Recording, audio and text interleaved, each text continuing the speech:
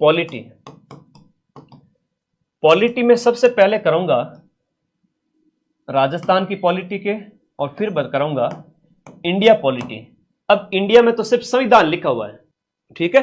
अब यहां पर अगला देखिएगा, राजस्थान की कार्यपालिका का संवैधानिक प्रमुख कौन सा होता है? पटवारी में पूछा था अभी जस्ट 10 दिन पहले, 10-15 दिन पहले पटवारी में पूछा था। राजस्थान की जो कार्यपालिका है उसका संविधान में हेड कौन है? हम बात करें तो वास्तविक जो हेड होता है, वास्तविक जो हेड है वो है आपका मुख्यमंत्री। संवैधानिक की बात करें तो राज्यपाल करना। सरल सा प्रश्न पूछा जाता है, सीधा सा प्रश्न पूछा जाता है। जजों को शपथ कौन दिलाता है? तो भी राज्यपाल आ जाएगा, ठीक है। तो आपके जजों को, जो जज है उनको शपथ दिलाता है स्टेट के अंदर। तो ये भी पटवारी में पूछा था, ये प्रश्न भी पूछा था पटवारी में, और पटवारी में ये प्रश्न भी पूछा था। हाईकोर्ट के जज की बात हो रही है, ठीक है। दोनों ही प्रश्न पटवारी में आया था। राजस्थान पॉलिटी पचे क्या गुरुजी पेपर तो घणे ही है, वो खतरनाक आवेन, यो आवेन, बियो आवेन, तो थोड़ा ध्यान रखिए करो, पेपर कोई खतरनाक नहीं आता, सिंपल सी चीजें पूछी जाती है, कंसेप्ट पूछा जाएगा। भारतीय संविधान का निम्न में से कौन सा अनुच्छेद राज्यपाल की जो है वो आपकी कार्यपालक शक्तियां, उसकी कार्यपालक शक्तियों के बारे में पूछा गया है। संविधान का कौन सा अनुच्छेद है? अनुच्छेद नंबर आपका, क्वेश्चन नंबर आपकी 82। तो 53 में कार्यपाल जो है, 53 में कहा गया है कि राज्यपाल होगा, और 54 में उसकी कार्यपालिका शक्तियां बताई गई है, जस्ट उसके आगे बताया गया है। राज्यपाल की अनुपस्थिति में अगर राज्यपाल उपलब्ध नहीं है तो उनके दायित्वों का निर्वहन कौन करेगा? जैसे सेंट्रल लेवल पे सुप्रीम कोर्ट के न्यायाधीश वगैरह के बारे में है, वैसे के वैसे स्टेट के अंदर हाईकोर्ट का मुख्य न्यायाधिपति, मुख्य न्यायाधीश। अगला प्रश्न क्वेश्चन 84 में देखिएगा, राज्यपाल के द्वारा प्रख्यापित जो अध्यादेश हैं, जब विधानसभा नहीं चल रही और कानून बनाने की जरूरत पड़ जाए तो उस समय है वो क्या लाया जाता है? अध्यादेश लाया जाता है। तो अध्यादेश के लिए जरूरत पड़ती है कि वापस से जब विधानसभा बैठे तो उसकी अनुमति लेनी जरूरी है 6 सप्ताह के भीतर भीतर, तब वो कानून रहेगा, वरना हट जाएगा। तो यहां पर 84 का 2 हो गया। 85 का देखिएगा, राजस्थान के कौन से मुख्यमंत्री के काल में सबसे ज्यादा बार आपका राष्ट्रपति शासन यानी अनुच्छेद 356 जो है वो लगाया गया? तो अनुच्छेद 356 सबसे ज्यादा बार कौन से राष्ट्रपति के मुख्यमंत्री के समय में लगाया गया था? भैरव सिंह जी शेखावत के समय में आपके 1977, और फिर उसके बाद 1992 के टाइम में 2 बार, 4 में से 2 तो इनके टाइम में ही लग गए थे। राजस्थान के पहले निर्वाचित मुख्यमंत्री, बहुत अच्छा प्रश्न है, पहले निर्वाचित मुख्यमंत्री पूछा गया है। पहले मनोनीत के बारे में पूछे तो आप क्या कहोगे? हाँ, यहां देखिए क्वेश्चन नंबर 86 में अगर मनोनीत के बारे में पूछे, पहले मनोनीत कौन थे? पहले इलेक्टेड 1952 की बात है, 1952 की बात है, जनता के द्वारा पहले चुने गए 1952 के अंदर, तो वो है आपके कौन है? अरे टीकाराम जी पालीवाल है, टीकाराम जी पालीवाल है। और पहले मनोनीत की बात करें तो कौन होगा बताओ? पहले मनोनीत के लिए क्या लिखोगे? मनोनीत के लिए क्या करोगे? 1949 से 1951 तक कौन रहे थे? 1949 से 1951 तक राजस्थान के पहले मनोनीत, निर्वाचित की बात बाद में है।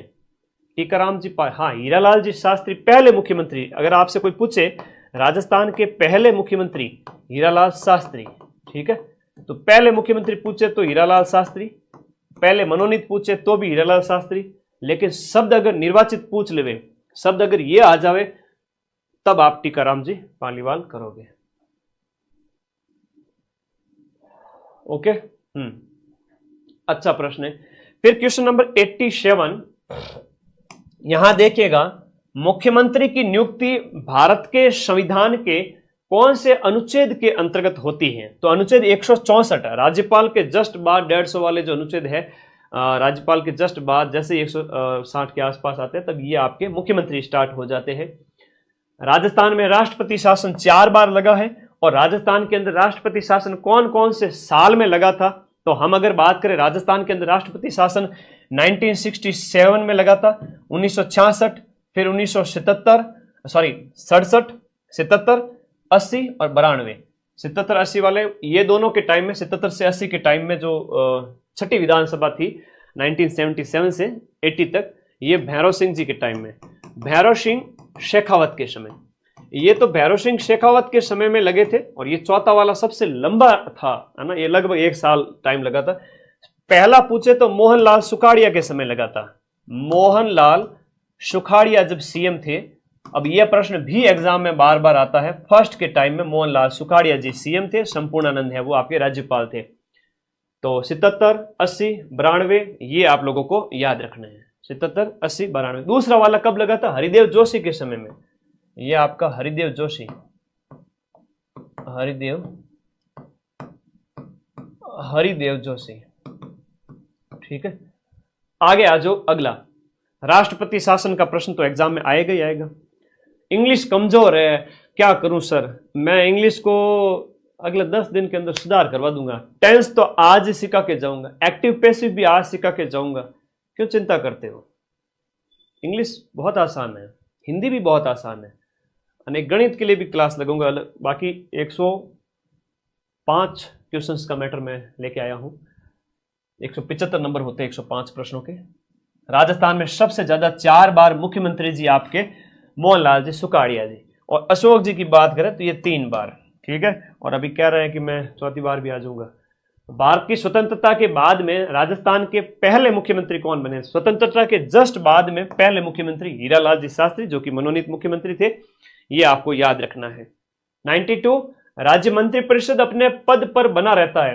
राज्य मंत्रिपरिषद किसकी प्रसाद पर्यंत? राज्य मंत्रिपरिषद की बात करें तो ना, गणित मैं को नहीं पढ़ाऊं बेटा, गणित के लिए अलग गुरुजी पढ़ाएंगे। बाकी सारे सब्जेक्ट मैंने 4th ग्रेड का तो पढ़ा ही सकता हूं, कोई बड़ा एग्जाम होगा तो सब्जेक्ट स्पेसिफिक फैकल्टी की जरूरत पड़ती है। 4th ग्रेड के लिए तो क्या ही जरूरत पड़े, है ना, सब पढ़े हुए हैं मैंने, ना, चिंता मत करो, यूं हल्के में मत लेना, एग्जाम भी निकाले हुए सारे, ठीक है। हिंदी पढ़ी हुई है, इंग्लिश पढ़ी हुई है, उतनी तुम्हारे एग्जाम वाली तो मैं मिला दूंगा, उसके एक्स्ट्रा ज्यादा पढ़ के जाएगा वो बच्चा हमेशा परेशान ही होगा। मीडियम लेवल आता है यहाँ पर 4th ग्रेड का, कोई विशेष लेवल नहीं है। तो ये प्रश्न याद रखना, यहां पर मंत्रिपरिषद अपने पद पर कब तक बनी रहती है? राज्यपाल के प्रसाद पर्यंत, राज्यपाल के प्रसाद पर्यंत। हालांकि मैं अलग अलग टीचर्स की भी क्लास लगाऊंगा, लेकिन तुम लोगों को तो मेरी आदत लगी हुई है, क्या करें, सर जी क्लास करा दो। तो साल में 1-2 मौके ऐसे आते हैं जब मैं आपको all subject mix class 4th grade जैसे एग्जाम के लिए तो करवा ही सकता हूँ। आप देखना अभी क्वेश्चन आएंगे हिंदी इंग्लिश सब, कंप्यूटर के भी बढ़िया क्वेश्चन आएंगे, 5 में से 5 क्वेश्चन मिलाएंगे पूरे। मुख्यमंत्री बनने के लिए, यानी कि आपका विधायक, ये भी तो एक तरह से विधायक ही होता है, एमएलए ही होता है, तो ये 25 साल की उम्र चाहिए होती है। 94वां जो क्वेश्चन है, कौन से साल राजस्थान विधानसभा की जो सदस्य संख्या बढ़ करके 200 कर दी गई थी? 6ठी विधानसभा की बात हो रही है। 6ठी विधानसभा ये आपकी 6th विधानसभा थी, 6ठी विधानसभा थी जब सदस्यों की संख्या आपके 160 से बढ़ा करके 200 कर दी गई थी। अच्छा प्रश्न है, 160 से या 184 से? 184 से, ये ध्यान रखो। 184 से बढ़ाकर 200, शुरुआत में 160 थी। जो विधानसभा सीटों की संख्या 1977, 6ठी विधानसभा। फेवरेट क्वेश्चन है, बार बार आता है, उससे ज्यादा मैं क्या ही बताऊं। राजस्थान विधानसभा के पहले उपाध्यक्ष कौन से थे? राजस्थान की विधानसभा के पहले अध्यक्ष अलग है ना, अध्यक्ष अलग है। उपाध्यक्ष की बात करें, राजस्थान विधानसभा के पहले उपाध्यक्ष का प्रश्न पूछा है, बड़ा अच्छा प्रश्न पूछा है। लाल सिंह सक्तावत तो उपाध्यक्ष थे, और नरोत्तम लाल जोशी की बात करें वो क्या थे? अध्यक्ष थे। ये दोनों अंतर याद रखना थोड़ा। क्वेश्चन नंबर 96 की बात करें, राजस्थान विधानसभा के अंदर प्रोटेम स्पीकर की नियुक्ति की जाती है, और तुम्हारे 4th ग्रेड के अंदर वर्तमान प्रोटेम स्पीकर कौन है, यह प्रश्न आएगा। चलो बताओ। तो प्रोटेम स्पीकर यानी अस्थायी जो अध्यक्ष हैं, जो अस्थायी अध्यक्ष है, जब तक अध्यक्ष स्पीकर नहीं बन जाए तो तब तक प्रोटेम स्पीकर। अब वर्तमान विधानसभा की बात करें, राजस्थान की वर्तमान विधानसभा की बात करें तो वो आपके वर्तमान में जो प्रोटेम स्पीकर है, पी से प्रोटेम स्पीकर, के से कालीचरण सराफ, पीके हैं। कौन है? पीके हैं, कालीचरण सराफ। तो कालीचरण सराफ जी वर्तमान में प्रोटेम स्पीकर है। और स्पीकर की अगर बात करें तो वो कौन है?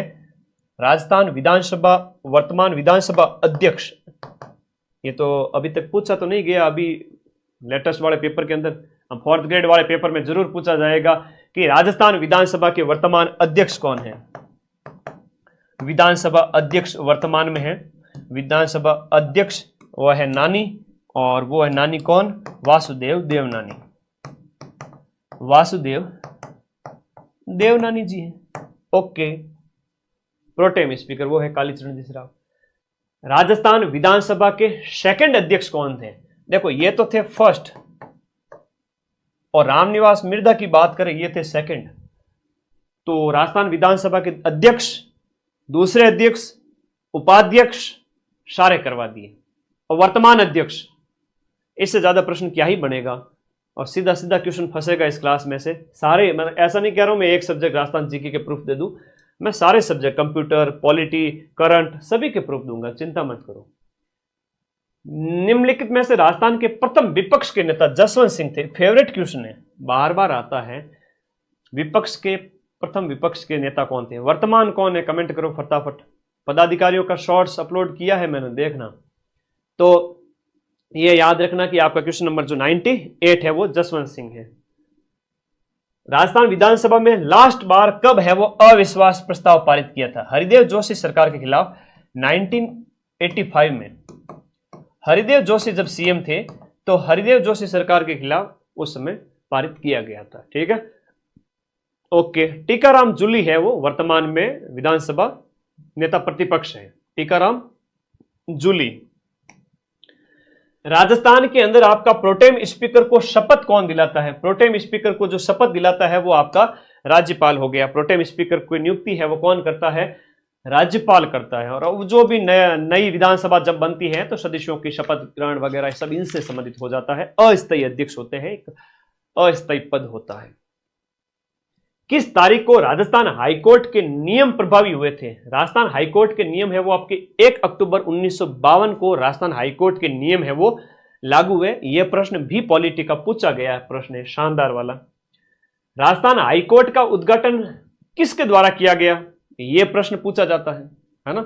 यह प्रश्न पूछा जाता है कि राजस्थान हाईकोर्ट का उद्घाटन किसके द्वारा किया गया था? मानसिंह द्वितीय दे देवे तो भी यही आदमी है, और अंतिम शासक यह भी याद रखना, जयपुर का अंतिम शासक। और राजस्थान हाईकोर्ट का उद्घाटन इन्हीं के द्वारा किया गया था।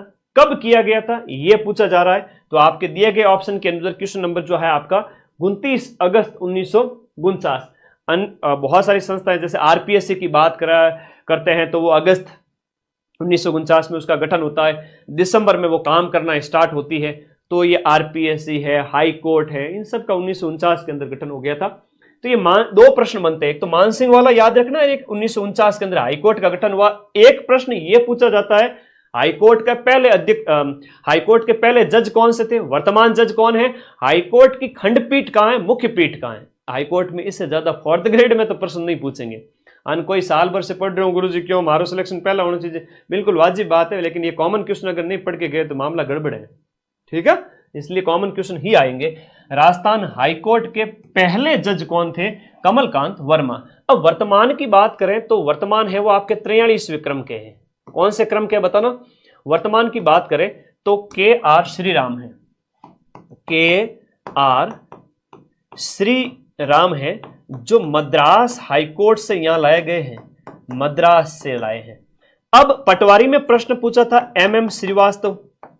पटवारी में 10 दिन पहले अधीनस्थ बोर्ड ने पूछा कि राजस्थान हाईकोर्ट के मई तक के उससे पहले के जज पूछे थे, क्योंकि वो एग्जाम पोस्टपोन्ड हो गया था, इसलिए अब तुम्हारा एग्जाम तो पोस्टपोन्ड हुआ नहीं। तो एमएम श्रीवास्तव है वो लास्ट जज थे। ठीक है, 42वें। और वर्तमान की बात करें के आर श्रीराम, ये 43वें हैं। इनको तो वहां भेज दिया गया मद्रास हाईकोर्ट, अभी वर्तमान में है के आर श्रीराम। अभी एक और बढ़िया बात बताता हूं तुम लोगों को, देखो कमलकांत वर्मा इनका पूरा नाम। ठीक है, टोटल जो जजों की सीट है वो कितनी है? टोटल है वो 50। टोटल है वो आपके कितने जज हो सकते हैं?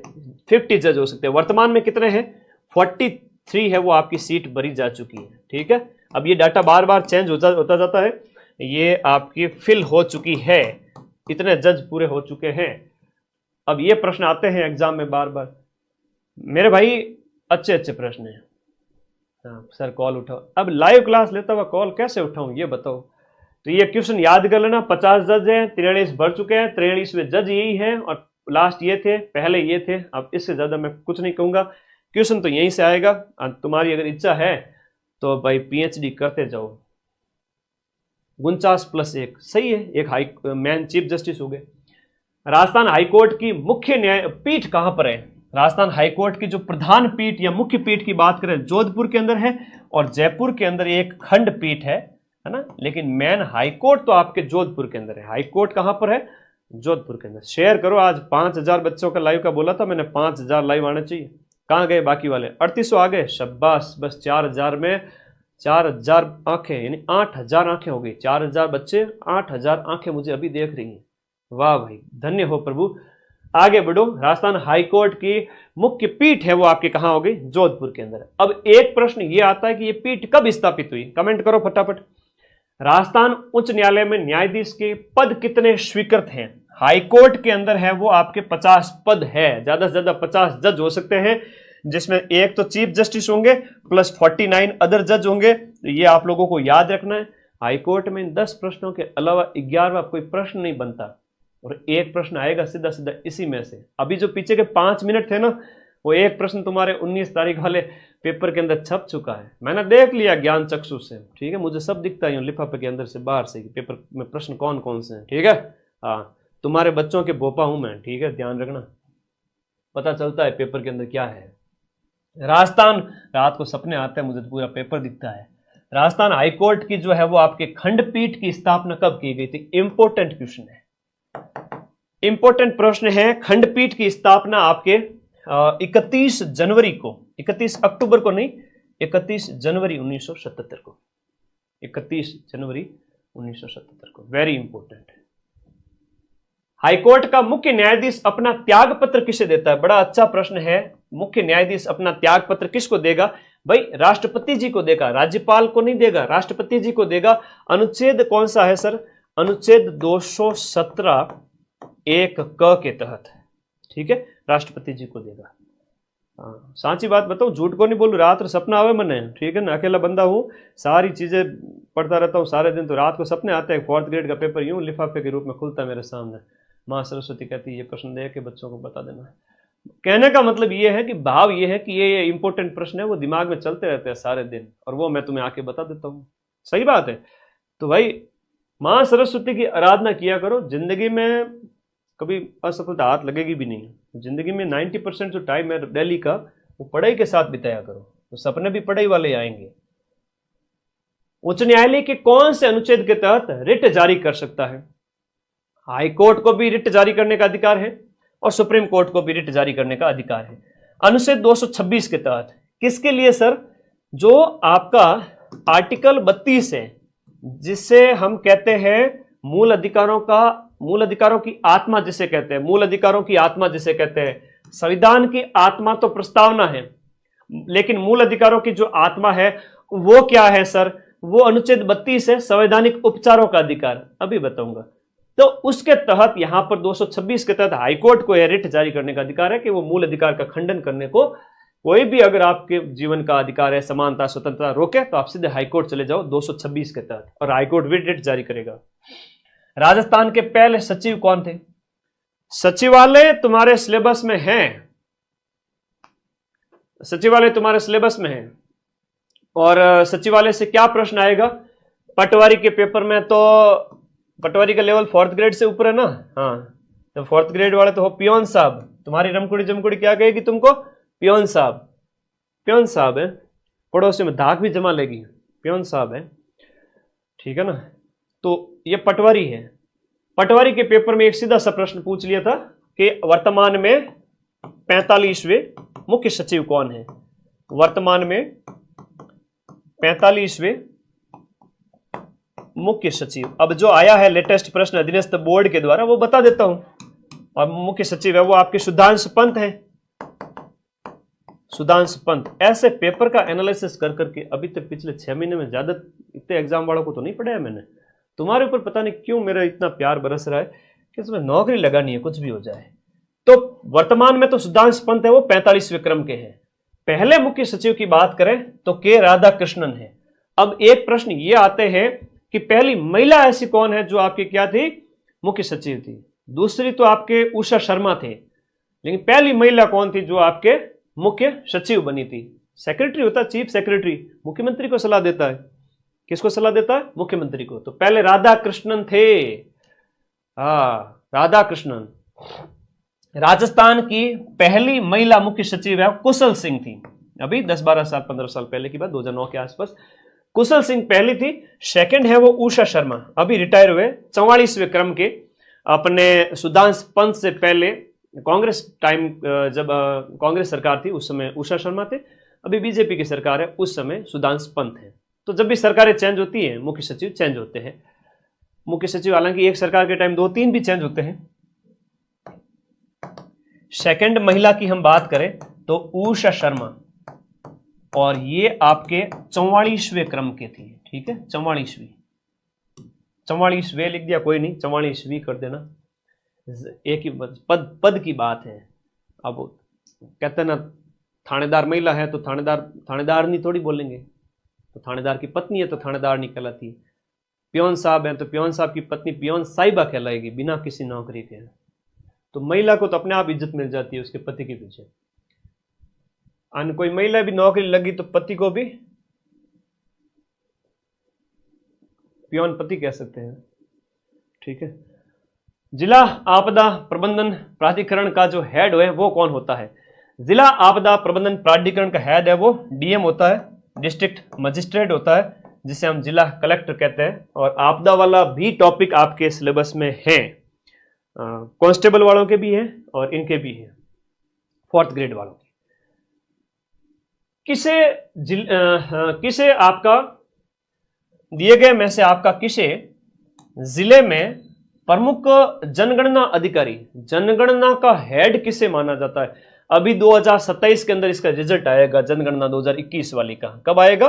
2027 में जनगणना यानी कि सेंसस ऑफ इंडिया, उसका रिजल्ट आएगा।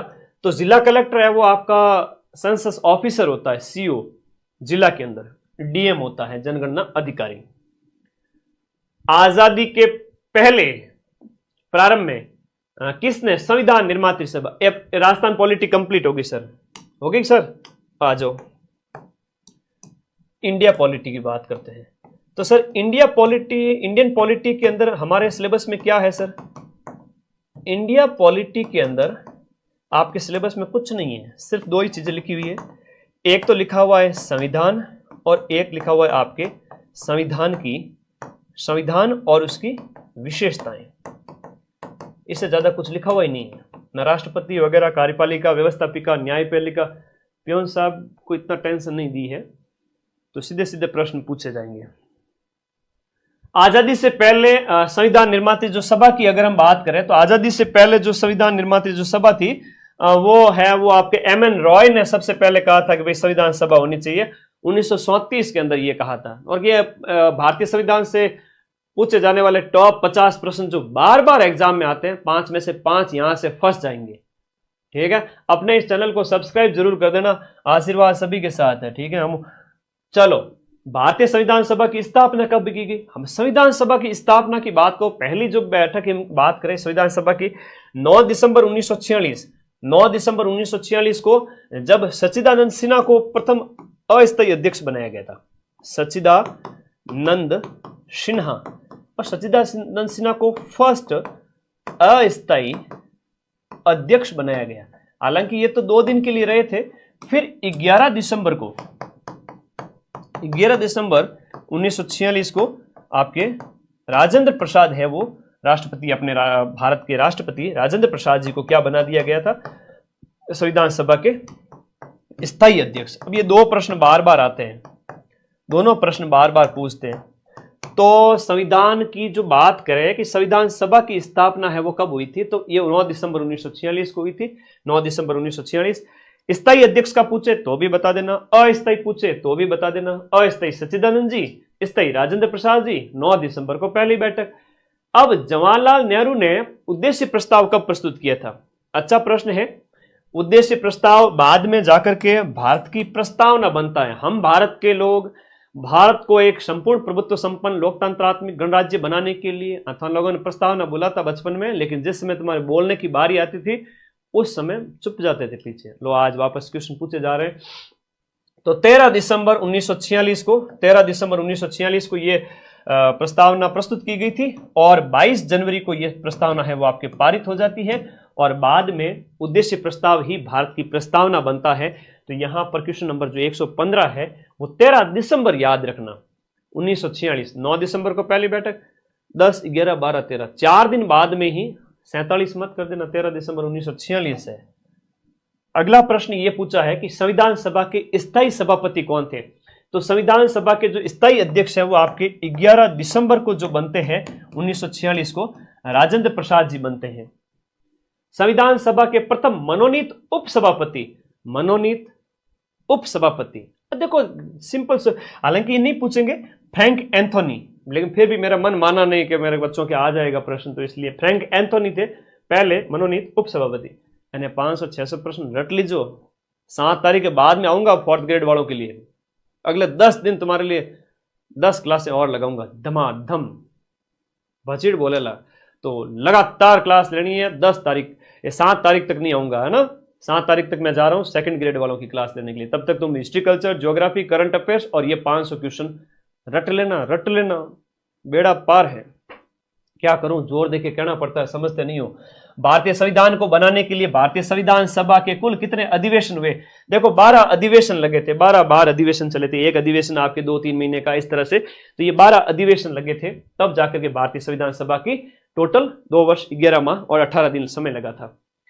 भारतीय संविधान का पहला प्रारूप किसने तैयार किया। अब देखो प्रारूप समिति के अध्यक्ष तो भीमराव जी अंबेडकर है, लेकिन भारतीय संविधान का जो पहला प्रारूप है वो आपके BN राव के द्वारा, है ना, BN राव के द्वारा। और इस प्रारूप के बेस पर जो 29 अगस्त, अभी आप प्रश्न आएगा कौन सा ईयर था, 46 या 47, हाँ 146 बैठक हुई थी, 12 अधिवेशन थे। नॉर्मल फैक्ट याद करके चले जाना, 5 में से 5 क्वेश्चन इंडिया पॉलिटी के और 5 में से 5 प्रश्न राजस्थान पॉलिटी के हमें सही करने हैं। अगला देखिएगा, भारतीय संविधान सभा में कुल कितनी महिला सदस्य थी। अब 15 के 15 नाम तुम्हें याद नहीं करने, सरोजनी नायडू वगैरह ये सब, तो आपको तो यही याद रखना है कि 15 मेंबर थी। और यह प्रश्न अभी आ चुका है 2 महीने पहले। भारतीय संविधान को कब अपनाया गया था। अच्छा, किसके द्वारा अपनाया गया था, संविधान सभा को अपनाया, संविधान सभा के द्वारा 26 नवंबर 1949 को आपका हमारे कॉन्स्टिट्यूशन को अपनाया गया, अंगीकृत किया गया, अपनाया गया, अधिनियमित किया गया। तो ये 3 शब्द आते हैं और ये सीईटी में भी आए थे, बार बार ये प्रश्न, बार बार सीईटी में तो ऐसा हुआ इसी एक टॉपिक से 2 क्वेश्चन पूछ लिए। तो भारतीय संविधान को कब अपनाया गया था, 26 नवंबर 1949, और 26 नवंबर 1949 को संविधान सभा के द्वारा अपनाया गया था। अभी एक प्रश्न पूछा पटवारी के पेपर में, 26 नवंबर को मनाया गया संविधान दिवस अभी 2024 का, उसकी थीम आपसे पूछी गई थी, ये आपको ध्यान रखना है, उसकी थीम आपसे पूछी गई थी। कोई बताएगा संविधान दिवस की थीम क्या थी, पटवारी के पेपर में पूछा था। अधीनस्थ बोर्ड वहां का करंट वापस भी पूछ सकता है।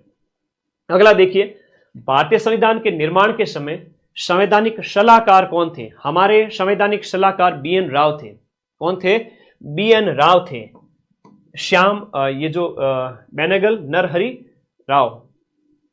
123वां क्वेश्चन, अगला क्वेश्चन नंबर 123, संविधान सभा के अंदर की भाई वयस्क मताधिकार के 15 साल तक स्थगित करने का बात किसने कही थी कि भाई 1947 से लेकर के 1962-63 तक 18 वर्ष तक के बच्चों को या 21 साल वालों को, हाँ उसमें 21 था, बाद में 18 राजीव गांधी के टाइम में किया गया कि इनको अधिकार मत दो वोट देने का। ये मौलाना अबुल कलाम आजाद ने, मौलाना अबुल कलाम आजाद स्वतंत्र भारत के फर्स्ट शिक्षा मंत्री थे, फर्स्ट शिक्षा मंत्री। और ये प्रश्न आपके पटवारी में 15 दिन पहले पूछा गया था, ठीक है। फर्स्ट शिक्षा मंत्री भारत के कौन थे, मौलाना अबुल कलाम आजाद। तो यहां से आपको याद रह जाएगा। भारत की संविधान सभा की लास्ट बैठक कौन सी डेट को हुई, 24 जनवरी को या 26 जनवरी को। 2 डेट दी गई है, क्वेश्चन नंबर 124। तो यहां पर जो 24 जनवरी को अधिकांशतः प्रावधान वगैरह लागू किए गए थे, 24 जनवरी 1950। 24 जनवरी 1950। मेरे भाई याद रख लेना, 26 जनवरी मत करना, 24 जनवरी 1950। इसको कट करो।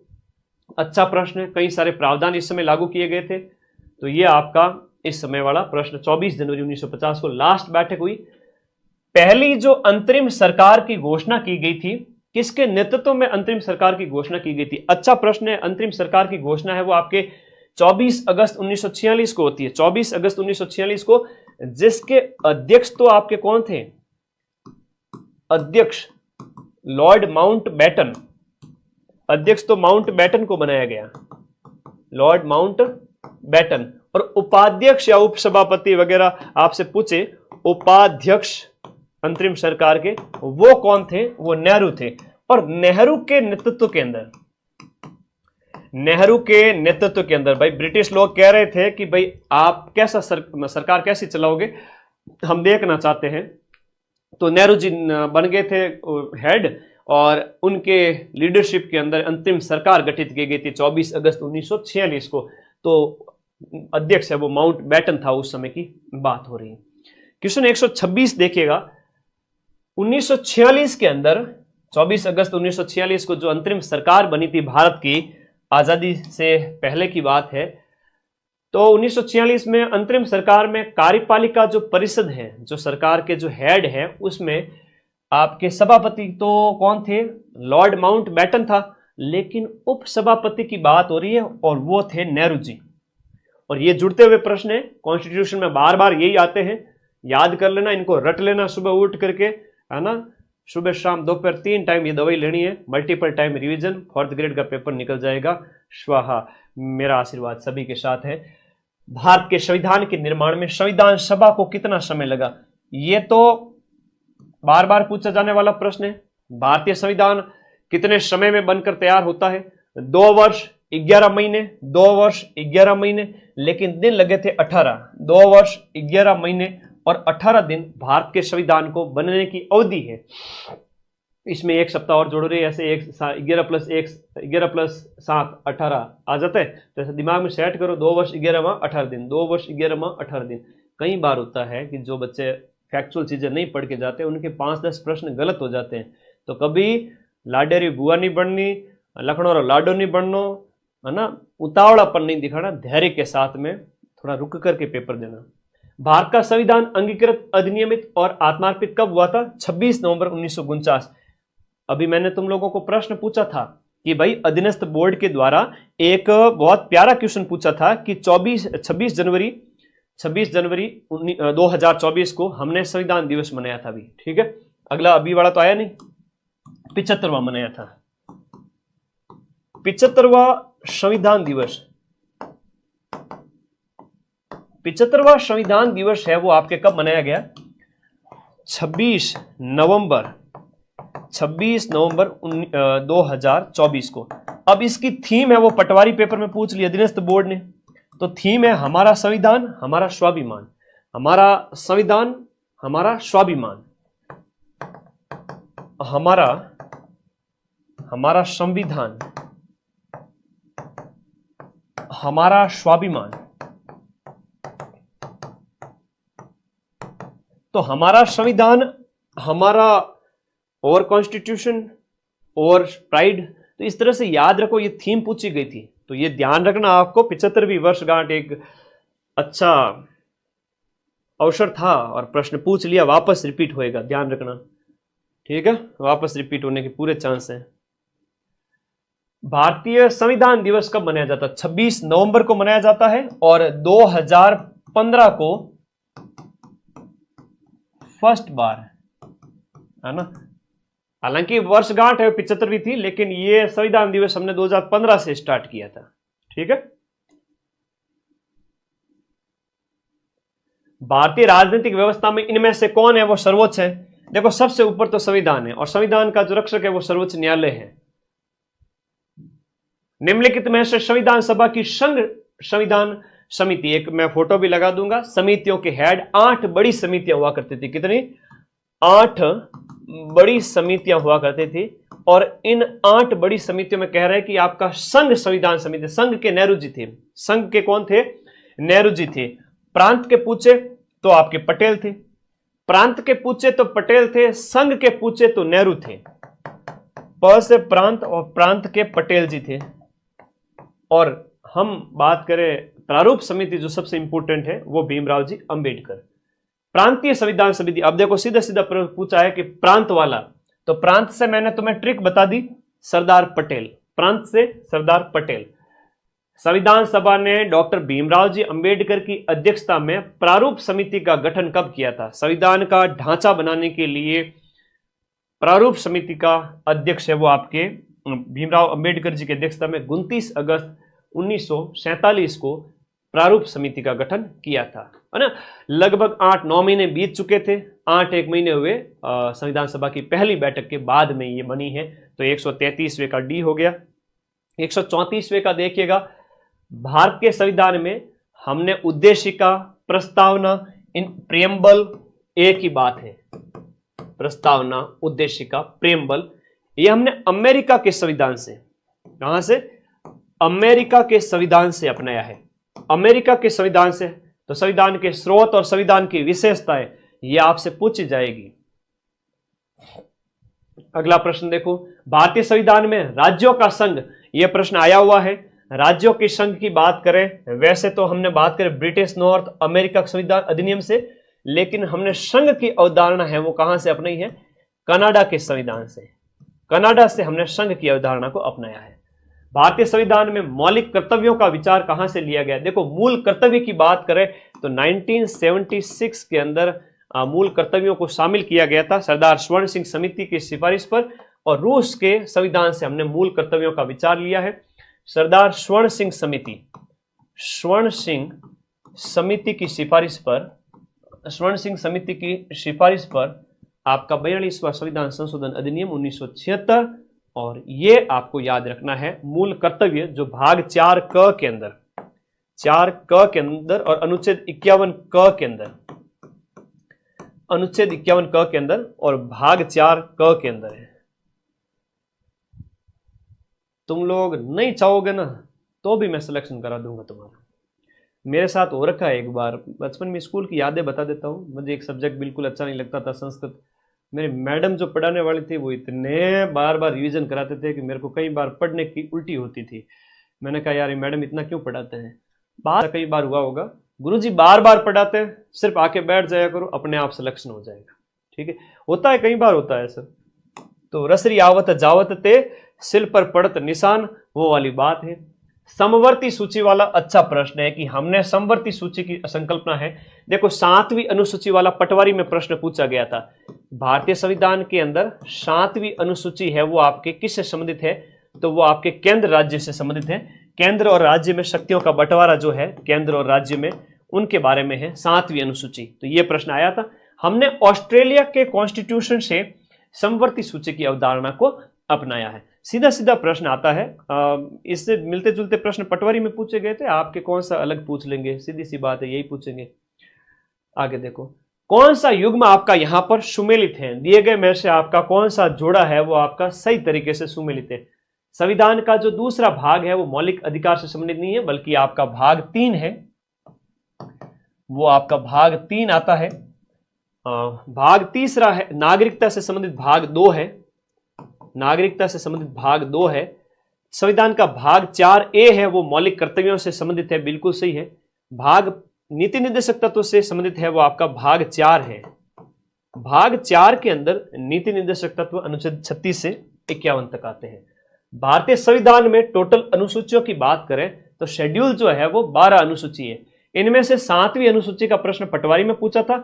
7वीं अनुसूची में संघ सूची, राज्य सूची, समवर्ती सूची का प्रश्न है। 10वीं अनुसूची है तो दल बदल के बारे में बात है, पॉलिटिकल पार्टीज में होता ना, तो वो प्रश्न पूछे जाते हैं। तो इंपॉर्टेंट अनुसूची है वो मैं रटवा दूंगा, बाकी तो भले ही कितना ही पढ़ो पूरे साल, लास्ट में यही प्रश्न आने हैं। ठीक है।